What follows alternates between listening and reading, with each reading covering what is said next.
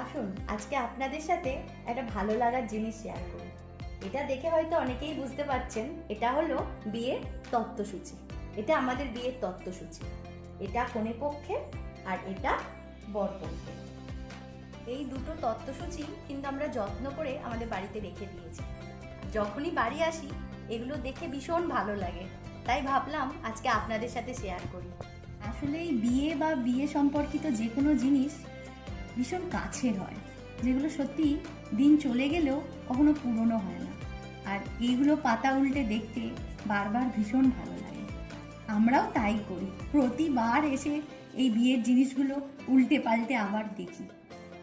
আর এটার সাথে অনেক স্মৃতি জড়িয়ে আছে, যেমন আমরা দুজন একসাথে কলকাতা থেকে এটা কিনতে গিয়েছিলাম। আর এই যে লেখাগুলো, এগুলো আমিই লিখেছিলাম নিজে হাতে। তো এইগুলোই বারবার মনে পড়ে যায় আর কি এগুলো দেখলে। আর আপনাদের কার কার বিয়ের তত্ত্বসূচি এই ঠিক আমাদের মতোই যত্ন করে রাখা আছে, আমাকে কমেন্ট করে জানাবেন। আর ভিডিওটি ভালো লাগলে অবশ্যই লাইক করবেন।